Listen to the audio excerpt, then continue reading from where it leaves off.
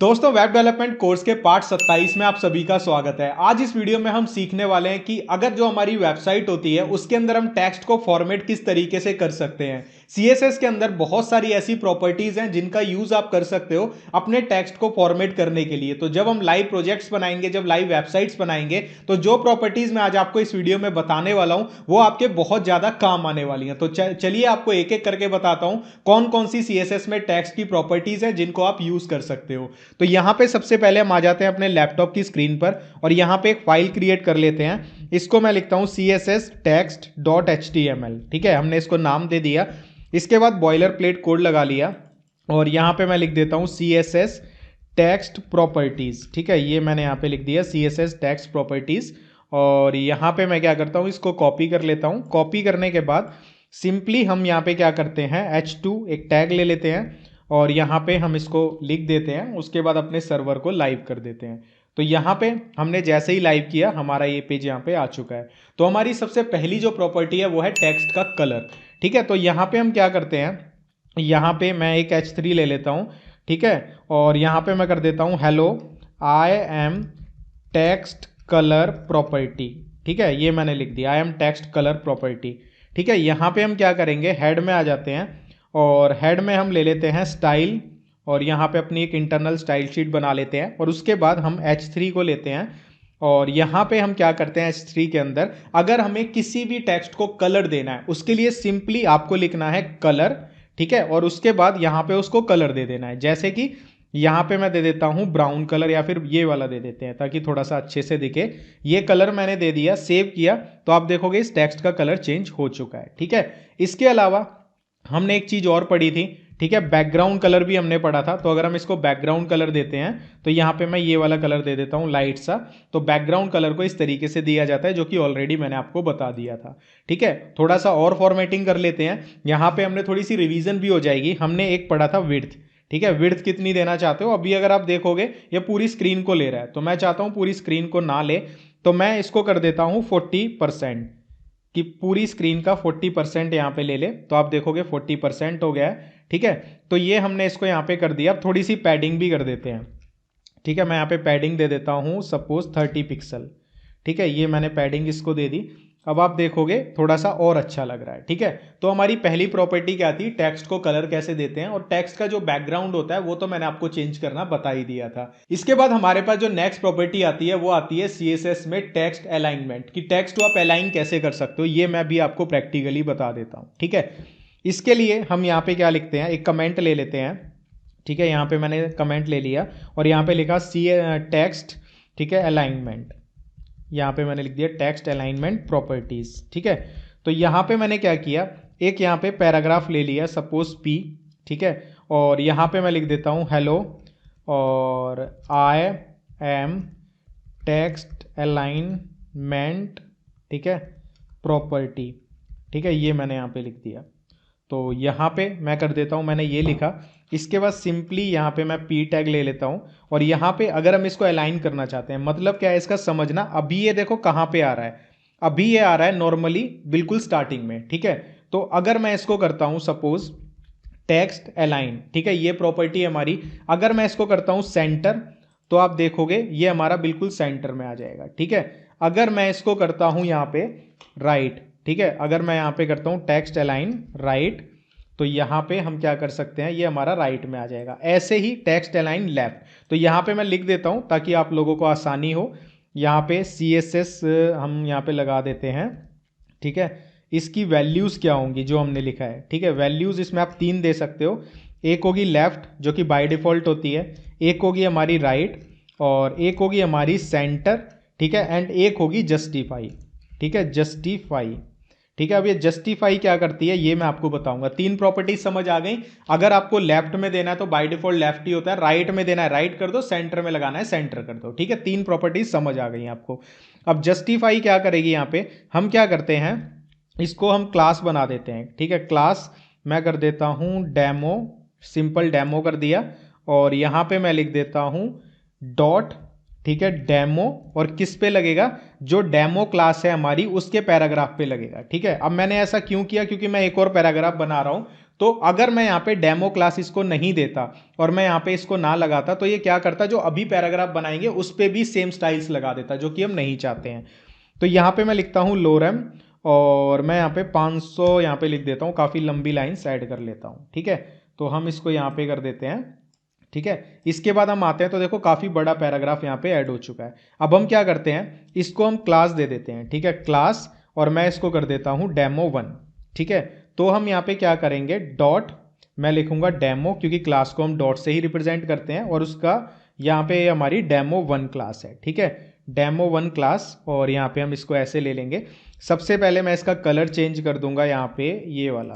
ठीक है, ये मैंने कलर कर दिया इसका चेंज, और थोड़ा सा और इसको हम चेंज कर लेते हैं, ये कलर दे दिया मैंने। ठीक है, इसको सेव किया, आप देखोगे इसका कलर चेंज हो चुका है। ठीक है, अब देखो जस्टिफाई प्रॉपर्टी क्या काम करती है वो मैं आपको बताता हूँ। सबसे पहले हम इसको एक विड्थ दे देते हैं, और विड्थ मैं दे देता हूँ 50%। ठीक है, कि पूरी स्क्रीन का 50% ले लिया। ठीक है, अब मैं इसको क्या करता हूँ, ठीक है, मैं इसको क्या करता हूँ, यहाँ पे अलाइन कर देता हूँ, यहाँ पे टेक्स्ट।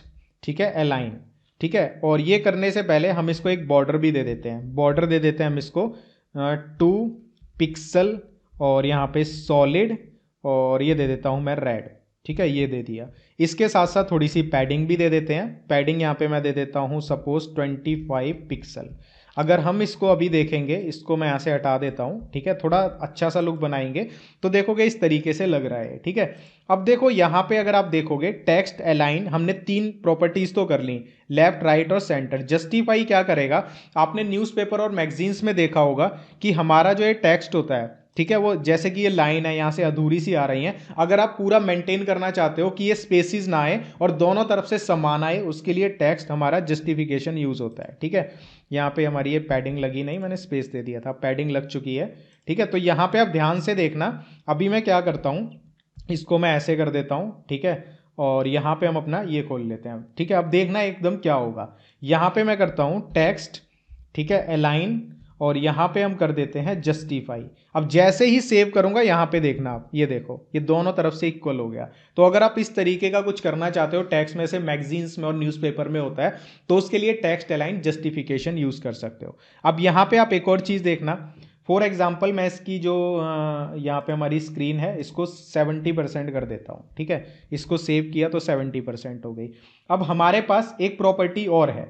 ठीक है, वो क्या है, यहाँ पे टेक्स्ट, ठीक है, और यहाँ पे मैं करूंगा अलाइन, और इसके बाद आती है हमारे पास लास्ट। अब ये क्या करती है, टेक्स्ट अलाइन लास्ट क्या करेगी, जो आपकी लास्ट लाइन होगी उसको आप किस तरीके से अलाइन करना चाहते हो। ठीक है, तो इसमें भी आप 3 प्रॉपर्टीज दे सकते हो। सबसे पहली मैं आपको दिखाता हूं राइट। लेफ्ट में तो है ही है, मैंने राइट करा तो देखो राइट में आ गई। ठीक है, अगर आप इसको करते हो यहाँ पे सेंटर, ठीक है, तो यहाँ पे मैं इसको हटा देता हूँ, ये स्पेलिंग गलत हो गई। ठीक है, ये मैंने किया सेंटर, तो अब देखो सेंटर में आ गई। अब मैं इसे जस्टिफाई करूंगा तो ये जस्टिफाई हो जाएगी। ठीक है, ये देखो ये जस्टिफाई हो गई, बीच में ज़्यादा स्पेसिस लगा दिया और उसको जस्टिफाई कर दिया। समझ आया। टेक्स्ट अलाइनमेंट प्रॉपर्टीज मैंने आपको बता दी। टेक्स्ट अलाइन होता है जिसमें 4 वैल्यूज आ सकती हैं, left, right, centre and justify. ठीक है, इसके बाद हमने इसमें पढ़ा टेक्स्ट अलाइन लास्ट, जो क्या करती है, जो हमारे पैराग्राफ की लास्ट लाइन होगी उसको किस तरीके से आपको अलाइन करना है, वो हमारा ये वाली प्रॉपर्टी करेगी। तो गाइज इसके बाद हमारी जो नेक्स्ट प्रॉपर्टी आती है टेक्स्ट फॉर्मेटिंग के अंदर, वो आती है टेक्स्ट डेकोरेशन। अब ये देखो क्या करती है। ठीक है, तो हम यहाँ पे क्या करते हैं, मैं यहाँ पे एक अलग से एक और हम बना लेते हैं, यहाँ पे कुछ पैराग्राफ बना लेते हैं। तो यहाँ पे मैं ले लेता हूँ पैराग्राफ, ठीक है, या फिर हम कर लेते हैं H4 कर लेते हैं। ठीक है, तो यहाँ पे मैं लिखता हूँ टेक्स्ट डेकोरेशन प्रॉपर्टीज। ठीक है, टेक्स्ट डेकोरेशन प्रॉपर्टीज। ठीक है, ये मैंने कर लिया। तो गाइज यहाँ पे मैंने एक H4 बना लिया जिसमें मैंने लिख दिया टेक्स्ट डेकोरेशन प्रॉपर्टीज। अब मैं क्या करता हूँ, यहाँ पे आता हूँ स्टाइल शीट के अंदर और यहाँ पे मैं लिखता हूँ H4। ठीक है, अपना ये सेलेक्टर ले लिया। अब देखो सबसे पहली चीज क्या होगी, टेक्स्ट। ठीक है, आपको लिखना है डेकोरेशन, और हमारा सबसे पहली प्रॉपर्टी है इसमें लाइन। अब इसमें देखो आप काफ़ी सारी चीज़ें दे सकते हो। सबसे पहले हम करते हैं लाइन थ्रू। जैसे ही मैंने लाइन थ्रू किया तो आप देखोगे ये हमारी लाइन कट हो गई। ठीक है, अगर आप इस तरीके का कहीं दिखाना चाहते हो अपनी वेबसाइट में, उसके लिए हमारी यूज़ होगी टेक्स्ट डेकोरेशन प्रॉपर्टी। जो हमारी यूज़ होगी वो होगी यहाँ पे लाइन थ्रू। ठीक है, अब हम क्या करते हैं, इनको एक एक करके यहाँ पे कमेंट बनाते चलते हैं ताकि आप लोगों को थोड़ी सी आसानी हो, ताकि आप बाद में इसके यूज़ कर सको इसको देखकर। ठीक है, ये कर दिया मैंने। अब यहाँ पे मैं क्या करता हूँ, यहाँ पे मैं दोबारा से करता हूँ टेक्स्ट डेकोरेशन, ठीक है, यहाँ पे मैं लिखता हूँ लाइन। अब दूसरी प्रॉपर्टी मैं इसमें आपको बताता हूँ ओवरलाइन, ठीक है, इसको मैंने बंद किया। अब यहाँ पे हम आए, ओवरलाइन क्या होगी, टेक्स्ट के ऊपर लाइन आ जाएगी, ठीक है, ये होगा हमारा ओवरलाइन, ठीक है। अब इसको भी मैं यहाँ से कमेंट कर देता हूँ, ये मेरा कमेंट हो गया, ठीक है। अब हम नीचे आते हैं, तीसरा इसका वैल्यू बताता हूँ मैं टेक्स्ट डेकोरेशन लाइन की आपको, वो है हमारी यहाँ पे अंडरलाइन, ठीक है। आप अंडरलाइन भी कर सकते हो, मैंने इसको सेव किया। अब नॉर्मली क्या होगा, यहाँ पे ये अंडरलाइन हो जाएगी, आप देखो यहाँ पे अंडरलाइन हो गई। अगर आप चाहते हो एक साथ दो प्रॉपर्टीज को यूज करना, तो यहाँ पे मैं करता हूँ अंडरलाइन और यहाँ पे मैं कर देता हूँ एक लाइन थ्रू, ठीक है, लाइन थ्रू। मैंने दो प्रॉपर्टीज यूज कर दी। लाइन थ्रू क्या कर रही है, ऊपर टेक्स्ट ऊपर लाइन लगा रही थी, अंडरलाइन नीचे लगा रही थी, मैंने दोनों को यूज कर लिया साथ में। आप देखोगे यहाँ पे दोनों आ गई, ठीक है। ये हमने गलत कर लिया यहाँ पे यूज, लाइन थ्रू नहीं, हमें ओवरलाइन करना था, लाइन थ्रू तो क्रॉसिंग के लिए थी, ठीक है। तो यहाँ पे मैं कर लेता हूँ ओवरलाइन, तो यहाँ पे ऊपर नीचे दोनों तरफ लाइंस आ जाएंगी, ठीक है। तो टेक्स्ट डेकोरेशन की जो हमारी पहली प्रॉपर्टी इसमें आती है वो आती है टेक्स्ट डेकोरेशन लाइन। अब इसी में आप आगे भी कर सकते हो, तो हम यहाँ पे इसको कर लेते हैं, सपोज ओवरलाइन कर लेते हैं इसको हम, ठीक है, सिंपली ओवरलाइन रहने देते हैं, ठीक है। इसके बाद हम नीचे आते हैं और यहाँ पे हम आ जाते हैं और यहाँ पे हम क्या करते हैं, इसी की एक और प्रॉपर्टी पढ़ते हैं, टेक्स्ट, ठीक है, डेकोरेशन, और इसके बाद हम लेते हैं कलर। अब आप इसको कलर भी दे सकते हो, ठीक है। तो यहाँ पे मैं दे देता हूँ इसको ब्लू कलर, सेव किया और यहाँ पे हम आते हैं तो ये देखो ब्लू कलर की हो गई, ठीक है। तो गाइज इतना हो गया, कलर लग गया। अब देखो यहाँ पे हम जैसे बॉर्डर बनाते थे तो बॉर्डर की हम वो बता देते थे कि जो हमारी बॉर्डर है वो कैसे स्टाइल का होगा, ऐसे ही हम यहाँ पे क्या कर सकते हैं, इसका स्टाइल भी बता सकते हैं। तो मैं यहाँ पे लिखूंगा टेक्स्ट डेकोरेशन और इसके बाद मैं लिखूंगा स्टाइल। अब देखो स्टाइल काफ़ी तरह का होता है, डैश्ड होता है, डॉटेड होता है, डबल होता है, वेवी होता है। तो मैं वेवी ले लेता हूँ, सॉलिड भी होता है जो नॉर्मली यूज़ करते हैं। वेवी में क्या होगा, कुछ इस तरीके से आ जाएगा, ठीक है, समझ आया। आप इसको डिफरेंट डिफरेंट वैल्यूज़ दे सकते हो। इसके बाद इसी में हमारी जो नेक्स्ट प्रॉपर्टी आती है वो आती है टेक्स्ट, ठीक है, डेकोरेशन।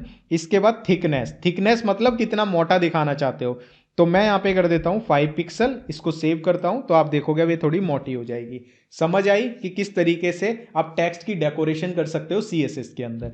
अब लास्ट में हम क्या करते हैं, इसको मैं सारे को कमेंट कर देता हूं, ठीक है। अब देखो 4 लाइन हो गई। अगर मैं इस चारों को एक ही में यूज करना चाहूं तो टेक्स्ट डेकोरेशन की हम शॉर्ट हैंड यूज कर सकते हैं। शॉर्ट हैंड क्या होगा, सिंपली लिखना है टेक्स्ट डेकोरेशन, ठीक है। उसके बाद आपको बताना है कि आप कैसी टेक्स्ट डेकोरेशन देना चाहते हो, उसका स्टाइल क्या होगा। तो मैं यहाँ पे लिख दूंगा मुझे चाहिए ओवरलाइन, ठीक है, थिकनेस मुझे चाहिए 5 पिक्सल, ठीक है। उसके बाद कलर कैसा चाहिए, मुझे चाहिए ब्लू, और हमारा यहाँ पे क्या रह गया, थिकनेस हो गई, स्टाइल हो गया, कलर हो गया, ठीक है, और किस टाइप की चाहिए हमने वो भी लिख दिया, ठीक है।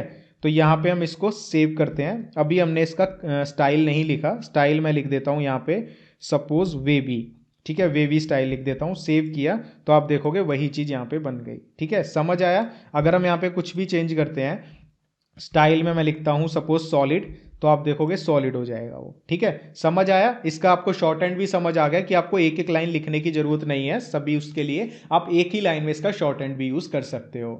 तो दोस्तों इसके बाद हमारी जो नेक्स्ट प्रॉपर्टी आती है वो आती है टेक्स्ट ट्रांसफॉर्मेशन। तो यहाँ पे मैं लिखता हूँ एक H5 ले लेते हैं और मैं यहाँ पे लिखता हूँ टेक्स्ट ट्रांसफॉर्मेशन, ठीक है, और यहाँ पे हम लिख देते हैं प्रॉपर्टीज, ठीक है। तो यहाँ पे हम क्या करते हैं, एक हम पैराग्राफ टैग बना लेते हैं, ठीक है। इसमें मैं लिखता हूं सबसे पहले जो हमारी प्रॉपर्टी है मैं इसको लिखता हूं, बेसिकली करती क्या है पहले आप ये समझ लो। कोई भी टेक्स्ट है अगर आप उसको अपर केस में कन्वर्ट करना चाहते हो तो वो अपर केस में हो जाएगा, लोअर केस में करना चाहते हो लोअर केस में हो जाएगा, या फिर आप जितनी भी आपने लाइंस लिखी हैं उनके पहले वर्ड को अगर आप उनका कैपिटल वर्ड करना चाहते हो, जैसे कितनी भी लाइन है उसमें आप चाहते हो सभी वर्ड्स का पहला अक्षर कैपिटल हो जाए, तो वो आप इस प्रॉपर्टी से कर सकते हो। तो सबसे पहले हम देखते हैं यहाँ पे कुछ भी ले लेते हैं, जैसे हम पहले ले लेते हैं अपर केस वाला, ठीक है। तो मैं यहाँ पे करता हूँ अपर केस और मैंने यहाँ पे किया सपोज मैं कर देता हूँ, इसको लिख देते हैं अपर केस एग्जाम्पल, ठीक है। अब यहीं पे मैं डिफाइन करके बता देता हूँ एग्जाम्पल के लिए। तो मैं यहाँ पे स्टाइल देता हूँ और यहाँ पे लिखता हूँ टेक्स्ट ट्रांसफॉर्म, ठीक है। सबसे पहले मैं यहाँ पे लिख दूंगा अपर केस, मैंने लिखा अपर केस। अब देखो क्या होगा, मैंने सेव किया, यहाँ पे सारा अपर केस में आ गया। अब देखो मैंने यहाँ पे अपर केस में लिखा नहीं है, ये सारा स्मॉल लेटर्स में है, लेकिन वो अपर केस में कन्वर्ट कर रहा है, ठीक है। इसी को हम कॉपी कर लेते हैं और कॉपी करने के बाद यहाँ पेस्ट करते हैं। यहाँ मैं लिख देता हूँ लोअर केस एग्जाम्पल, ठीक है। और यहाँ पे हम क्या करते हैं, इसको लिख देते हैं लोअर केस, ठीक है। अब मैं जानबूझ के देखो क्या करता हूँ, यहाँ पे जानबूझ के मैं सारा का सारा अपर केस में लिखता हूँ, लोअर केस एग्जाम्पल, आपको दिखाने के लिए कि देखो मैंने सारा कैपिटल लेटर में लिखा लेकिन यहाँ पे इसने लोअर केस में कन्वर्ट कर दिया। समझ आया। इसके बाद तीसरा भी होता है भाई हमारा, वो क्या है वो भी देख लो। पैराग्राफ ले लेते हैं, यहाँ पे हम स्टाइल लगाते हैं और यहाँ पे हम करते हैं टेक्स्ट ट्रांसफॉर्म, ठीक है। इसको हम कर देते हैं कैपिटलाइज, ठीक है। अब देखो ये क्या करेगा, यहाँ पे मैं लिख देता हूँ लोरम और 40, ठीक है। ये मैंने एक लाइन लिख दी। अब देखो इसमें जितनी भी वर्ड्स हैं उनका जो पहला अक्षर है ज़्यादातर वो क्या है, लोअर केस है, लेकिन ये लगाने के बाद आप देखोगे सभी अक्षर यहाँ पे जो पहले वर्ड स्टार्ट हो रहा है वो कैपिटल से स्टार्ट हो रहा है, ठीक है। तो आप तीन प्रॉपर्टीज समझ गए इसकी, जो तीन वैल्यूज होती हैं हमारी वो क्या क्या होती हैं। पहली होती है अपर केस, दूसरी होती है लोअर केस, तीसरी होती है कैपिटलाइज। तीनों का मतलब भी आप समझ चुके होंगे। तो गाइज इसके बाद हमारी जो नेक्स्ट जो प्रॉपर्टीज आती हैं वो आती हैं हमारी जो वर्ड्स होते हैं या फिर हमारी लाइन होती है उसमें स्पेसिंग को कैसे आप कंट्रोल कर सकते हो सीएसएस के अंदर, ठीक है। तो इसका मैं एक एक करके आपको बताता हूं। सबसे पहले हम यहाँ पे लिख लेते हैं, एक कमेंट बना लेते हैं यहाँ पे, ठीक है। और यहाँ पे हम लिख लेते हैं सीएसएस स्पेसिंग प्रॉपर्टीज, ठीक है, प्रो, और यहाँ पे मैं लिख देता हूँ पर्टीज, ठीक है।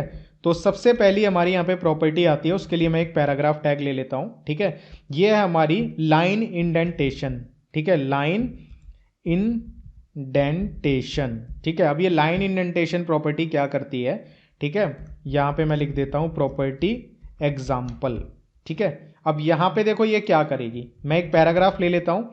अब इसमें मैं क्या करता हूं, यहां पे सपोज करो मैंने एक बहुत बड़ा पैराग्राफ लिख दिया लोरम और 200, मैंने एक बहुत बड़ा पैराग्राफ लिख दिया, ठीक है।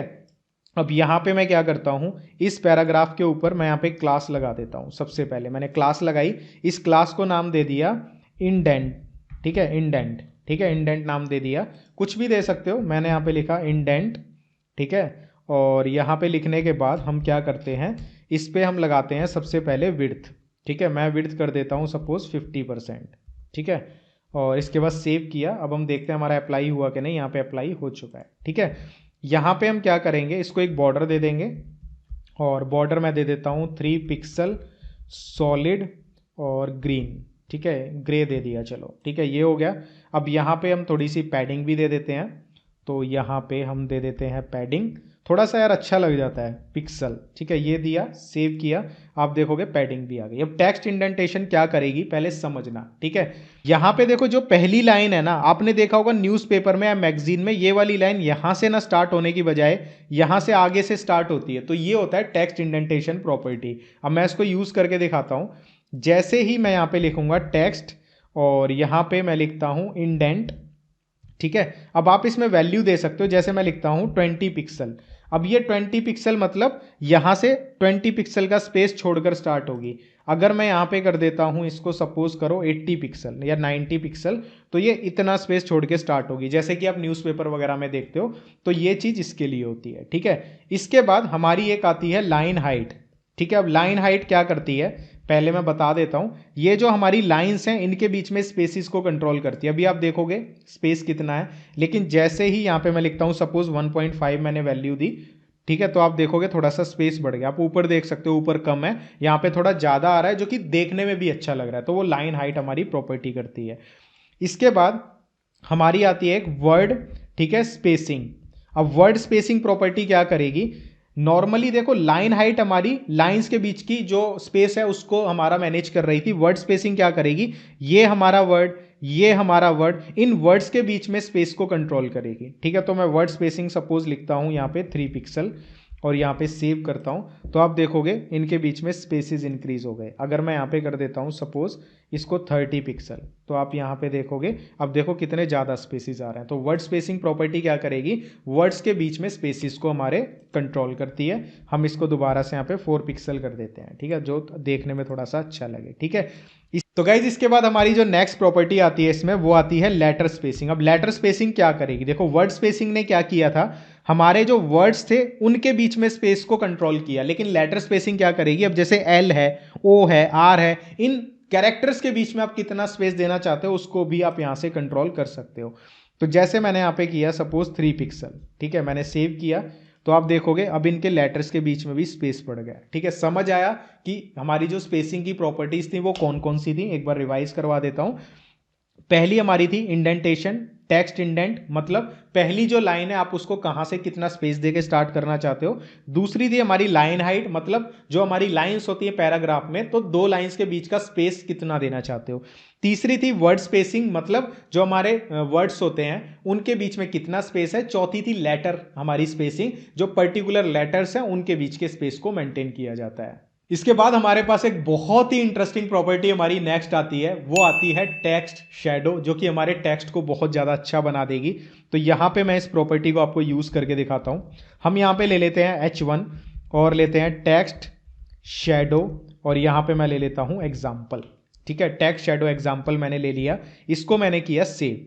अब यहाँ पे H1 मैंने लिया तो ऊपर मैं ले लेता हूँ यहाँ पे H1, और यहाँ पे सबसे पहले हम क्या करते हैं, इसके ऊपर हम लगाएंगे टेक्स्ट, ठीक है, और यहां पे हम लेंगे शैडो। ये प्रॉपर्टी है हमारी।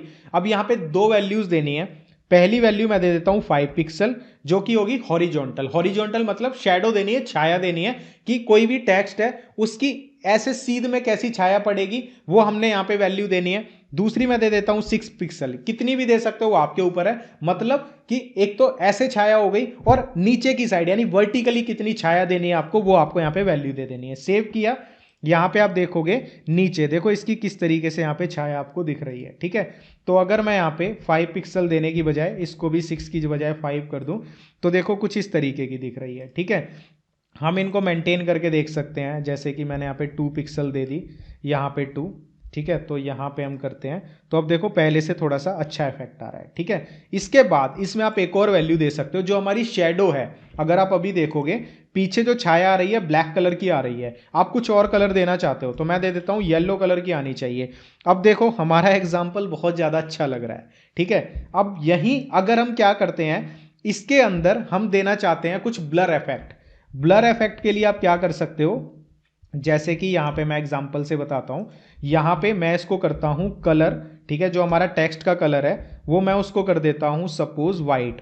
टेक्स्ट कलर हमने वाइट कर दिया, ठीक है, और जो शेडो है उसको मैं कर देता हूं ब्लैक। ठीक है, तो आप अभी देखना कैसा लुक आ रहा है यहां पे, देखो इस तरीके का। लेकिन जैसे ही यहां पे मैं ब्लर इफेक्ट लगाऊंगा, यानी ब्लर इंटेंसिटी कितनी देना चाहते हो, मैं दे देता हूं 5 पिक्सल, तो आप देखोगे थोड़ा सा ब्लरी इफेक्ट आ गया।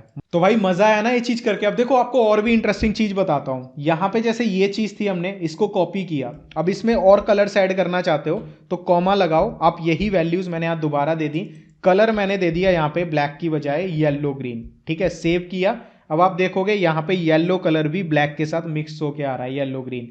ठीक है, ऐसे ही कॉमा लगाया, एक और बार पेस्ट कर देता हूं, और यहां पे वैल्यूज मैं चेंज कर देता हूं। सपोज इसको 3 पिक्सल दे दिया, और इसको मैंने दे दिया 3 पिक्सल, और इसको दे दिया 6 पिक्सल। और यहाँ पे कलर हम कुछ और चूज कर लेते हैं।